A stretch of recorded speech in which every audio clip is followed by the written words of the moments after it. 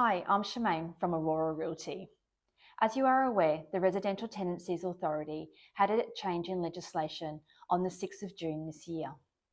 The Queensland Government has proclaimed that Stage 2 of this reform will take effect at the end of this month, being the 30th of September 2024.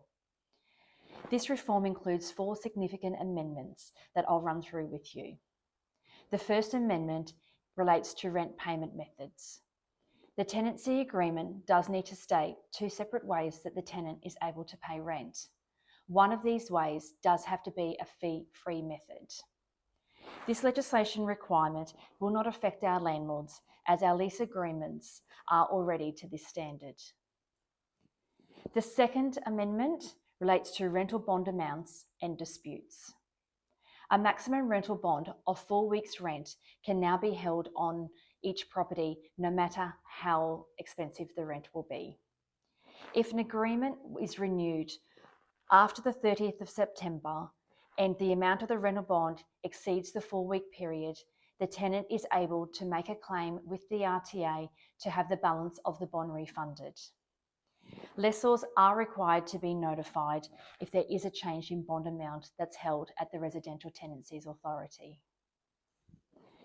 When making a claim or disputing a bond, lessor or their agent must provide the required evidence in relation to quotes and invoices within a required 14-day period. A 12-month transitional period will apply between the 30th of September 2024 and the 30th of September 2025 if the bond was lodged prior to this commencement date of the Part 2 rental reforms. The third reform relates to water charging and utility charges.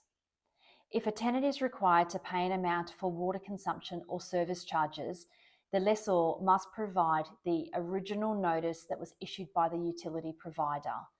Personal details can be removed.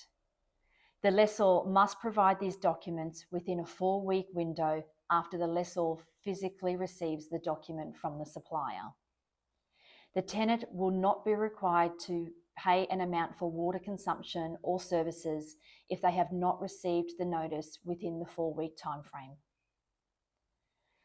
The fourth and most significant change relates to reletting costs when tenant is ending a fixed-term tenancy agreement or breaking their lease. It is important to note any tenancy agreement entered into before the 30th of September 2024 will continue underneath the existing rules. So whereas the tenant is responsible for 1 week's rent plus GST, any advertising costs, and rent from the date that they vacated the property to the date the new tenant resides at the home.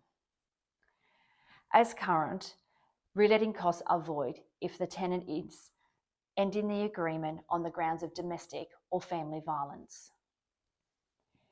If the tenancy is entered into after the 30th of September, the new legislation will apply.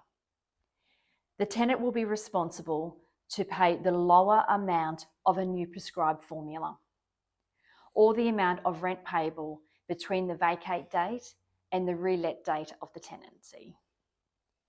The new prescribed formula allows for the percentage of the tenancy term already passed when the tenant vacates.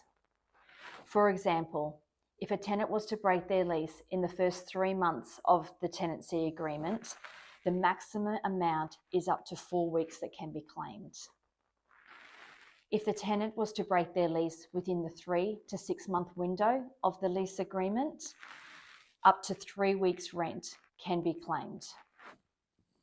If they were to break their lease within 6 to 9 months of their current term of the lease, up to 2 weeks can be claimed. And if they were to break their lease in the later part of their tenancy, being the last 9 to 12 month period, 1 week only can be claimed. It is worth noting, however, this does include advertising costs and reletting expenses. Like always, the beauty of having a competent property management team is that we're here to navigate you and guide you through these legislative changes. Please feel free to reach out to myself or your property manager if you have any queries or questions. We're always here to help. Thank you.